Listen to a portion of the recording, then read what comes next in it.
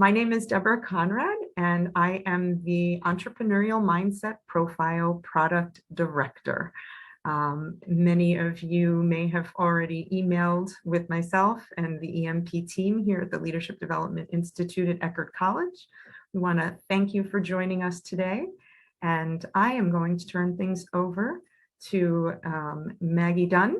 If you do join us for certification, she is a senior master trainer and will be leading that. So with that, Maggie, please take it away. Thank you, Deborah. And welcome, everybody. We are so pleased to have all of you with us today. We will start with a quick review of the many applications of the EMP. We use the EMP, as do many of our clients, for leadership development programs, especially those that have a focus on innovation, creativity, growth, or strategic direction. We use it for one-on-one leadership and executive coaching, and also for team building. This assessment is available in both individual and group report formats, so we'll show you what that looks like in a few minutes. The EMP is being used in career and workforce development programs in the community-based programs for aspiring entrepreneurs, university classes and institutional benchmarking, and then there are a variety of research streams underway about entrepreneurial mindset and entrepreneurial success that are using the EMP. And we look forward to telling you a bit about that and would love to engage with any of you who are interested in that. So corporate leaders, government leaders, small business leaders, entrepreneurs, all individuals who have benefited from the experience with the EMP. To date, over 30,000 individuals have completed the EMP, and we have over 525 certified practitioners representing 38 countries and U.S. territories. We have a thriving community of practice, and we'd be delighted if any of you are interested in joining that community. So we always like to start off by talking about what the EMP does and does not do. So the EMP does not produce an overall score that indicates whether you are or you are not entrepreneurial, and it doesn't tell you whether you should or should not become an entrepreneur. Rather, the EMP plots your scores on 14 distinct elements of entrepreneurial mindset against our exclusive normative data for both entrepreneurs and corporate managers, and then invites you to consider the ways in which you may want to enhance one or more elements of entrepreneurial thought or action. This is really a strength-based model. So we look at the strengths you have and areas that are relevant to you that you may want to enhance. And so the team at the Leadership Development Institute set out to discover how entrepreneurs in general differ from corporate managers, and all the ways in which they differ, the team decided to call entrepreneurial mindset. And so the assessment helps you identify where you are most like entrepreneurs, and we consider those your entrepreneurial strengths, and then also invites you to consider how those are working for you and where, if at all, you might want to move the needle. So the team quickly discovered in the research that entrepreneurial mindset is multifaceted. It's not an either-or proposition or a single number like an IQ score, but more like a profile of various traits and abilities. So there are many ways to be entrepreneurial, and every one of us is different. So we have a poll that we'd like to invite you to participate in. And Deborah will put that up. We'd love to get your point of view on whether entrepreneurial mindset is purely genetic. Are you born with it? Is it purely learned, something that you start from scratch and can learn, or is it a combination of both? So we'll give you a minute to respond. We see some responses coming in.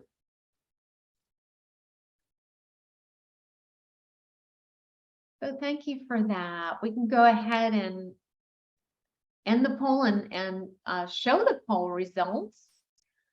And I think you should all be able to see the poll at this point. So your responses of the 69% of you who view it as both, your thinking on this actually mirrors the thinking that we have developed through the research, that some of the elements that distinguish entrepreneurs from non-entrepreneurs are probably a little more stable or hardwired.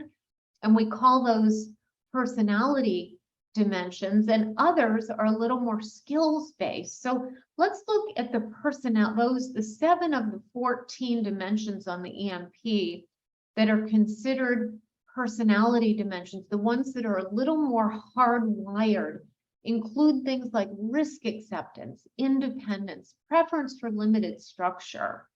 So could we teach someone who's most comfortable in a lower risk environment, for example, to recognize situations in which they could take greater risk? Yes, we probably could, and it might be helpful for that individual if they wanted to be more entrepreneurial, but we probably wouldn't change their overall orientation, their overall comfort level with risk. And so given the opportunity and when circumstances enabled it, they would very likely start to make some choices to get them back into kind of a risk management circumstance that felt a little more comfortable. So while you can move the needle on risk acceptance in each of these 7 personality dimensions, and we'll show you all 7 in just a moment, and we have suggestions for how you can move the needle and develop those if you want to, what we found is that on the personality dimensions of the assessment, the insights for clients tend to be more significant around fit. Fit in terms of the kind of industry they might choose, fit in terms of the kind of role they might choose, fit in terms of timing of taking on an entrepreneurial endeavor relative to the amount of stability or financial security they've already established, etc. So more choices around fit often surface in this part of the assessment report. And then we move on to the other half. The other 7 scales are referred to as skills-based, and they include things like idea generation, future focus, persistence, things that are a little more, a little easier to and more quickly develop. So for example, with idea generation, there are plenty of techniques designed to help people become more comfortable and adept at brainstorming. And we have found that with enough training and practice, those behaviors can become very well versed and habitual and can be very well developed and sustained. And so let me unveil for you the full 14 scales, and you can see that they are in categories there. One thing we like to point out is the last scale under skills is interpersonal sensitivity. You may notice that it is italicized.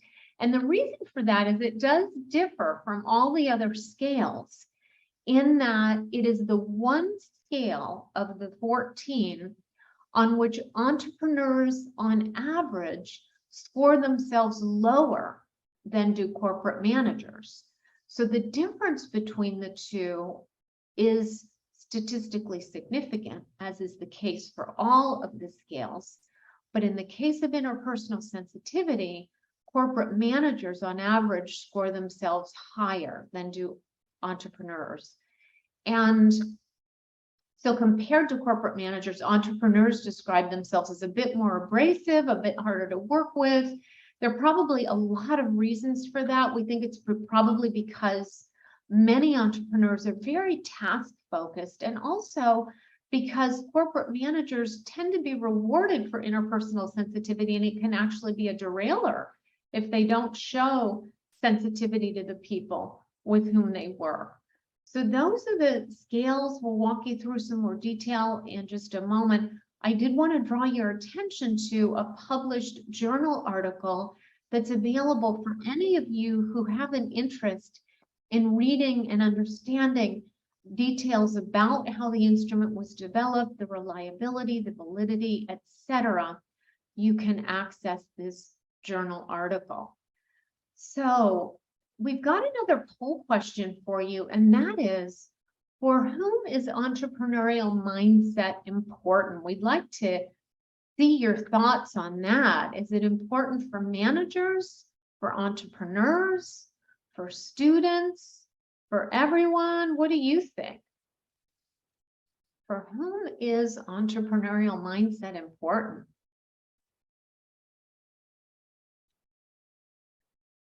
Well, thank you for playing, and I think we can display the results here. And with a group who signed up for this particular webinar, we're not surprised that we've got consensus around it being relevant for everybody. And we'll just say that our research has indicated, and our experience with clients really has indicated, that the relevancy of entrepreneurial mindset really depends on both the particular scales that you're talking about of the 14, and also about the client's objectives and what they're aspiring for and what their organization or their context is really asking of them. So, for example, for the founder of a company, I think everybody could probably agree that entrepreneurial mindset would be important. But what about, for example, an air traffic controller? Would you want your air traffic controller to have an entrepreneurial mindset? Well, again, it really depends on the scale, because one of our scales is execution, and I would personally like my air traffic controller to score very high on execution. So when we're working with clients, we always ask the question, which of these scales are most important to you? How would each of these scales that are relevant help you to achieve your own professional goals and meet your professional challenges? And then we look at the data and explore what it's telling us and what insights are there that could be useful for them. So we go into any debrief or coaching session with a very open mind about what's important for each client, and we support them as they have their own reaction to the data. So again, one of the premise really is that context is everything, and yet we are going to suggest that for many organizational leaders, it can be very helpful to utilize an entrepreneurial mindset, especially when there's an organizational need to drive growth and innovation. As a matter of fact, the genesis of this instrument and where kind of the idea got started was when a large corporate client asked for help in this regard. They were aiming to increase the entrepreneurship, the creative and innovative thinking within their organization. And we didn't find an instrument that really met the need on the market. And so our research team set about in 2010 to do the research and introduced it to the market in 2013. And we've just been delighted with the reaction we've gotten to this instrument and its use. So let's take a look at what does this instrument look like. We're going to show you a sample real quick so just you can see how accessible it is. So each individual opens up their report and they get just a one-line definition of each of the personality scales. There are much more detailed definitions that are available for people in our development guide, and the development guide actually comes with the report, so people get a more detailed view. But in the report itself, it's a one-line description of the scales, and then they see how their results look relative to the norm group. So on this report, Susan Sample's results are in the red, and the corporate manager norm group is illustrated in the blue, and the entrepreneur norm group is illustrated in the green. And so what do we see here? What I noticed right away is that Susan Sample, it looks like she's got some real entrepreneurial strength in limited structure and also in need to achieve. And so those would be areas to explore with her. We also see that potentially there might be some areas to look at that are a little lower, such as risk acceptance, independence, and how those things are affecting her and affecting her ability to achieve her goal. And she might say to us, you know what? my low risk acceptance doesn't bother me at all. I've always been this way. It works fine. And here's how I mitigate risk. But what I really want to explore is she'll choose. I want to explore how I showed up on action orientation. So we go there and think about that together. So while high scores can be considered entrepreneurial strengths and may be leveraged in pursuit of important goals, low scores are not necessarily a bad thing. Again, it all depends on the interpretation. So our scores are always interpreted within that context. Let me just say a bit about the norm groups that are here as the frame of reference. So to be included in the corporate manager norm group, individuals had to not own a business, not co-own a business, have a salaried position, and have at least 2 direct reports. So all of that had to be the case in order for them to end up in our corporate manager norm group. To end up in the entrepreneurial norm group, individuals have to own or co-own a business and answer yes to the question, do you consider yourself an entrepreneur? And they could not be a full-time student. So that's the story on the norm groups. I'll show you too the just some after they go through the visual graph. They then, this is a wonderful aspect of this report, and those of you who work with other psychometric reports with your clients or your students know that many reports do not include the item level results, but our research and design team concluded that it would be very helpful for recipients of the report to see how to be able to look at how they responded to the individual items. And so that's there for them.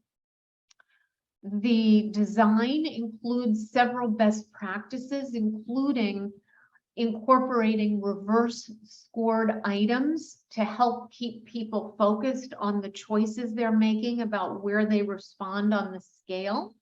So of the 72 items on the EMP, 31 are reverse scored, and that helps ensure people are reading carefully and selecting carefully where they respond on the scale. So continuing, let's see. Yeah, continuing on with the report, you then have the same format for the skills scales as we did for the personality scales. First, those one-line descriptions. The visual in this case, again, was Susan's results. We see she's got some real strength in future focus, self-confidence, optimism, and interpersonal sensitivity. And she, there's some things that jump out in terms of where she may have some interest in thinking about whether they are relevant, and that would be the execution score, the persistence score. We would inquire how those show up, how they are affecting her, progress toward her challenges and goals, and then we'd sort through that with her. So same format. Wanted to point out at the very end of the report, you can see there are 2 links, and they're grayed out just for this presentation, but when you get your own report, you'll see that those are actual links.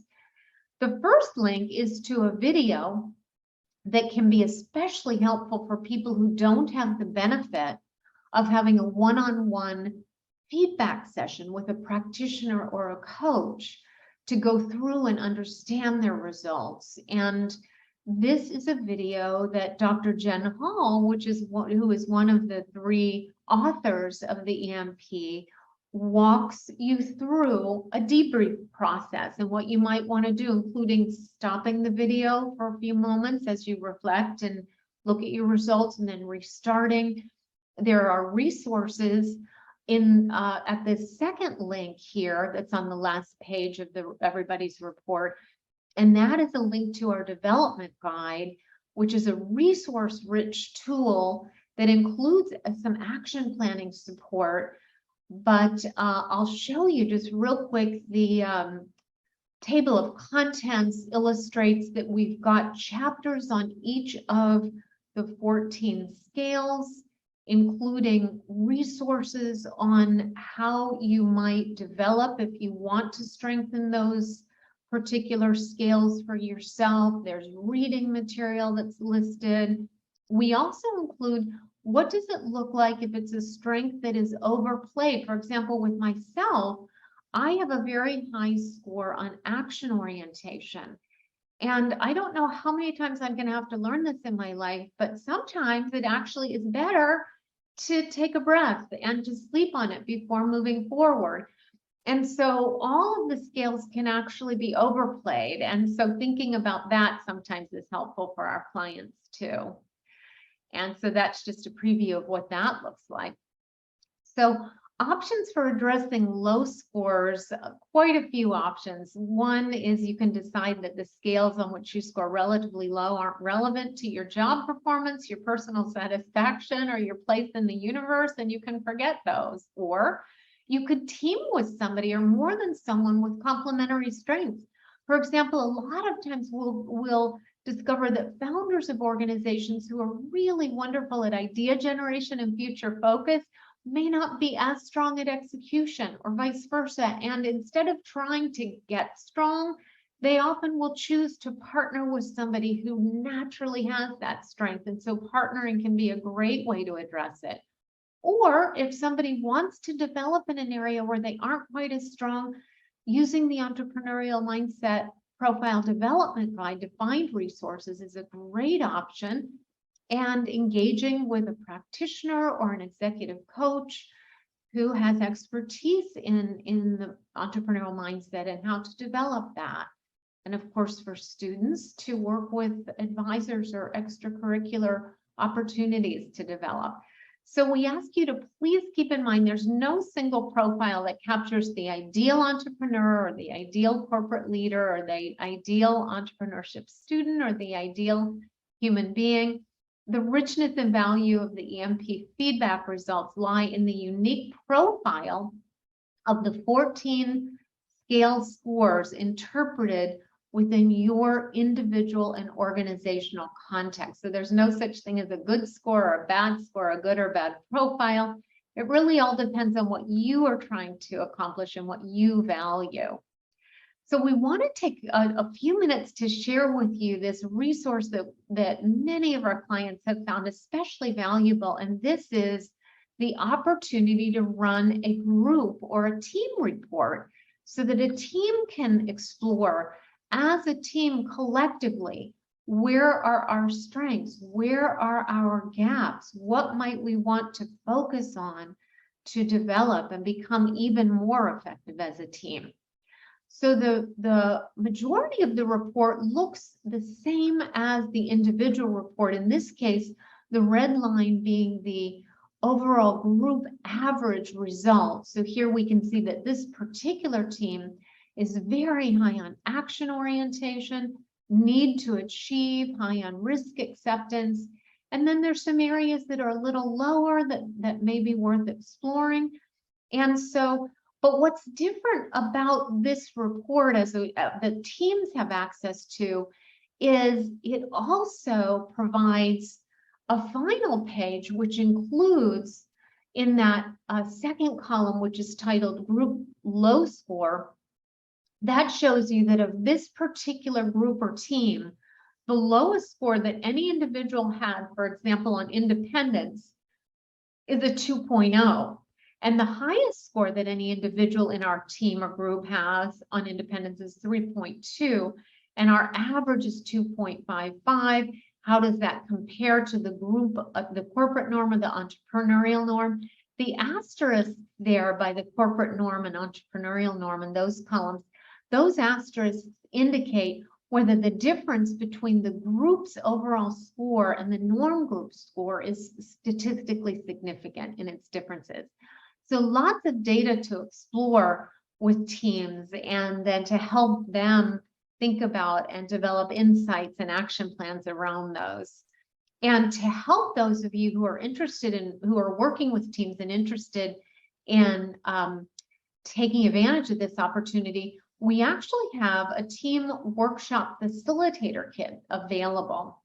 And it's offered at a reduced rate when you buy it with your certification as an EMP practitioner, you get a reduced rate. So it's normally $125, but when you bundle it with your certification registration, it's available to you for $100. And it's a complete program which can be duplicated exactly as we've designed it, or it can serve just as a basic framework upon which you would build your own program using the EMP. It can be quite a time saver with content that's fully developed and geared specifically toward teams. It's presented in a modularized format, so there's flexibility in terms of content, sequencing, etc. There are ready-to-go exercises, a PowerPoint presentation, additional training materials, and then also guidance on logistics for pre and post workshop preparation. So that's all available to you. Now, I know many of you are considering becoming certified practitioners. Some of you have already registered. We're excited to see you in our certification workshops coming up. So what are the benefits of becoming certified? Well, first of all, you learn to interpret EMP results at both the individual and group level.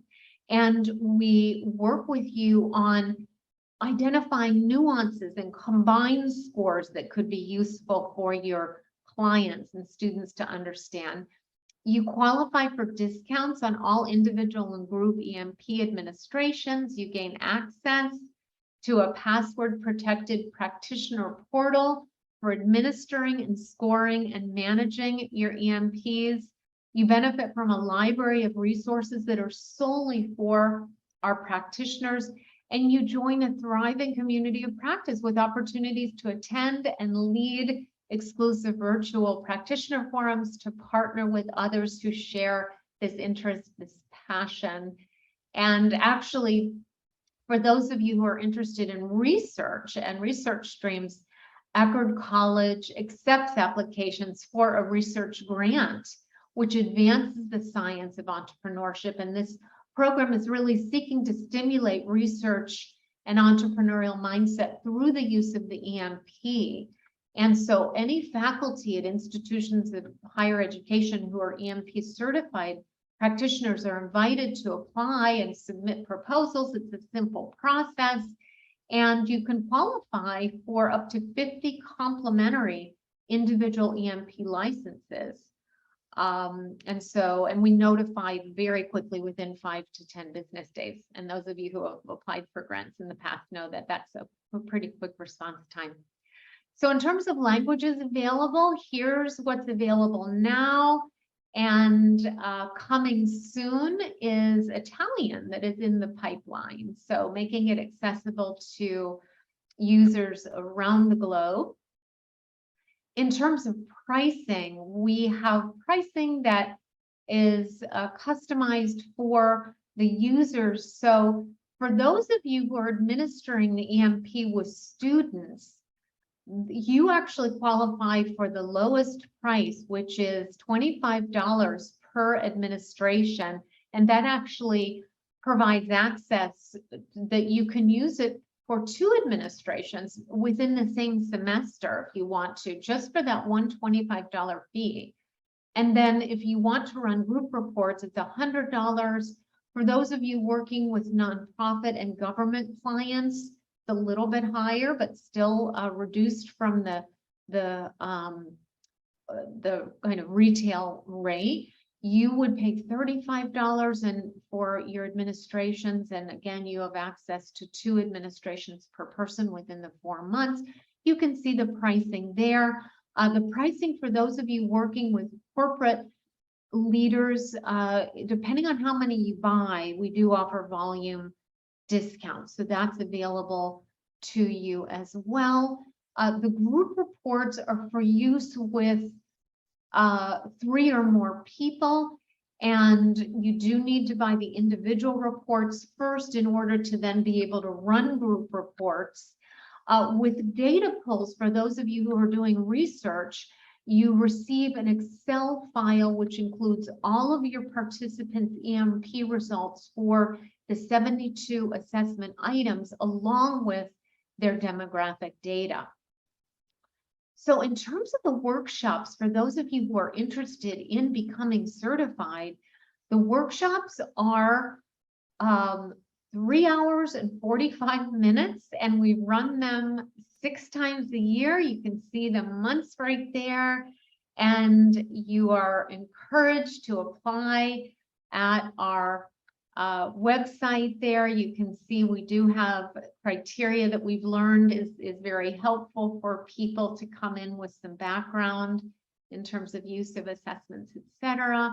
We will work with you, we'll consult with you around all of this, and you can see the pricing as well for the experience.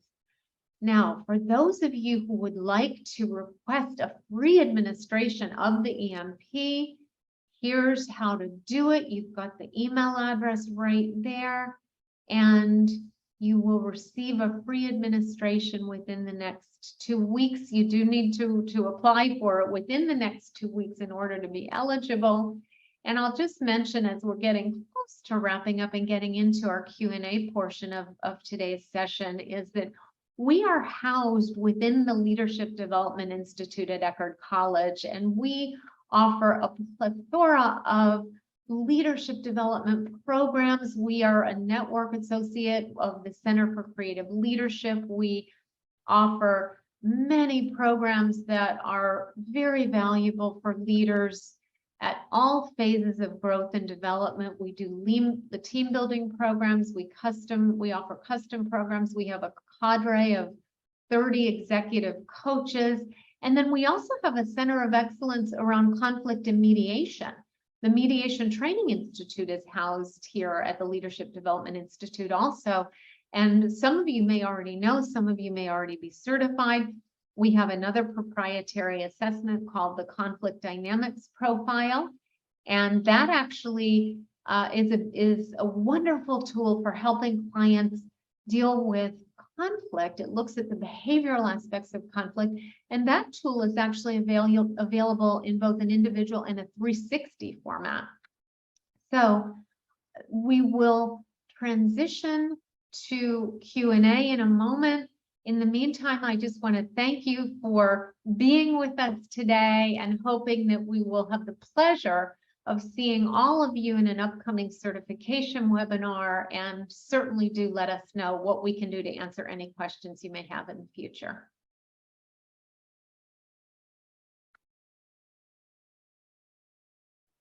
All right, Maggie, thank you so much.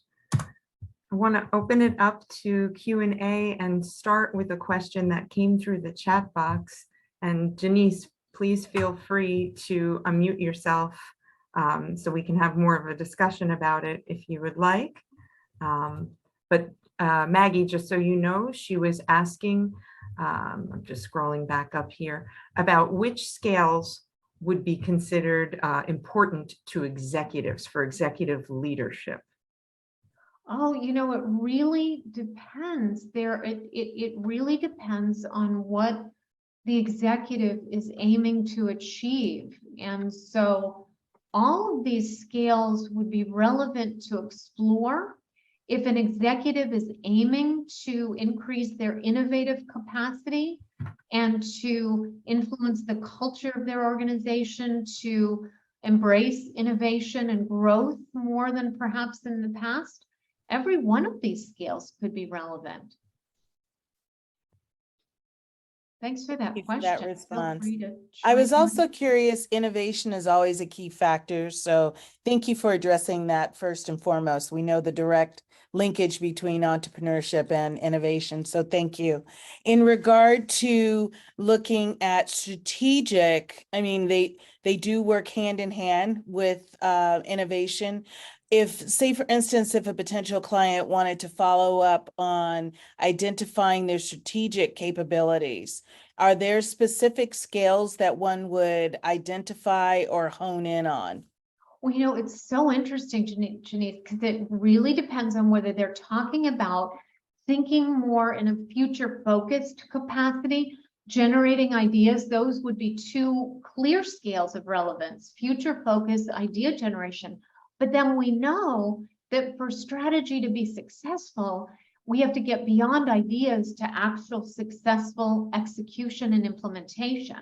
So we'd explore what their hopes are And those other scales around execution and moving forward successfully, and what that might look like, how that might play with what they're hoping to achieve.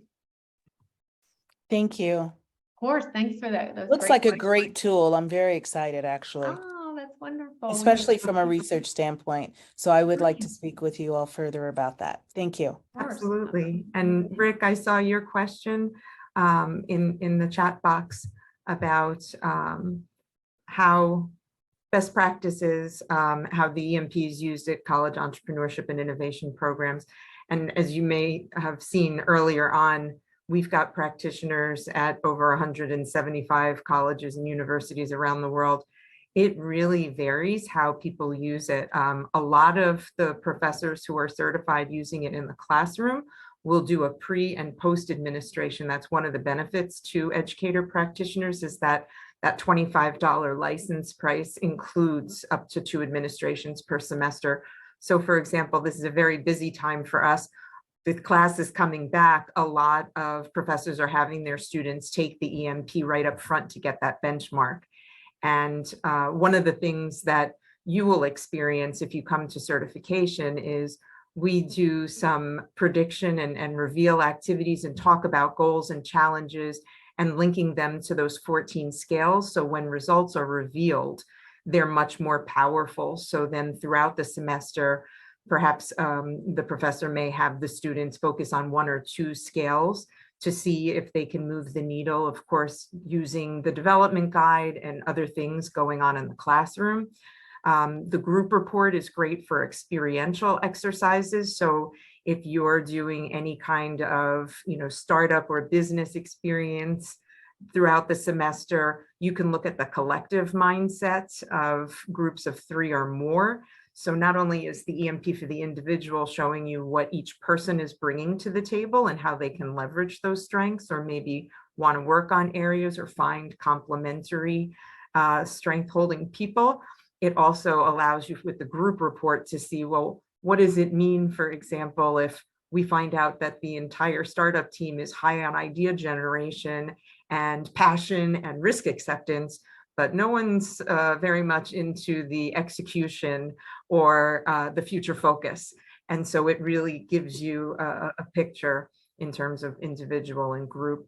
Then there are other colleges and universities that are using it on the back end for the benchmarking and research purposes. So when they're coming in at the beginning of an entrepreneurship program or the beginning of their college career and using it in career services, it really, really varies. And I'd be happy to talk more with you one-on-one for sure.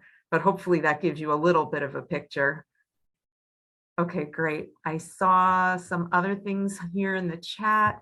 Dory, thank you for your question about high school age students. The EMP was developed with the norm groups being adults, so folks 18 and older. That being said, we have several practitioners who are using it with later stage high school students.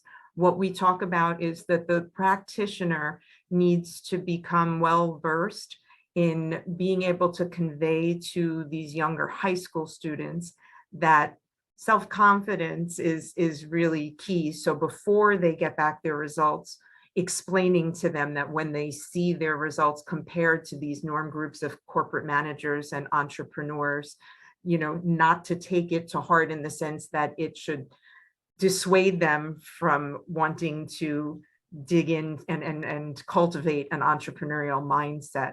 But we can help talk you through that if you decide to pursue certification and do that. We do have several practitioners using it in college prep with high school kids. But again, we just want that sensitivity so as to not scar our young minds. That's all. Let's see, what else do we have here? Faith, you've worked for startup organizations focused on stability. There are definitely different priorities for the varied employees type and category. Yes. Yes, and again, we really focus during certification talking about how context is king. It's super, super important that you understand that the name of the game is not to be high on all 14 of these scales, that it depends on your context and what's important for your situation. So I'll stop there just to be mindful of everybody's time. If anybody has any other questions, feel free to stay in touch with us at emindsetprofile@eckerd.edu. And yes, you can certainly schedule a conversation, Janice, regarding research. Absolutely. As Maggie mentioned, we do offer that grant opportunity once you're certified, and you can use the EMP to help amass your data set. Any other questions for the time being? Again, we don't want to take too much of your time, but we're happy to stay on. Well, we hope that you decide to join us for an upcoming certification workshop. I'll actually be at the Experiential Classroom conference at the University of Tampa tomorrow through Sunday, but feel free to register and we will be back in touch to get you all situated. Bye, everybody. Thanks for coming today. Thank you.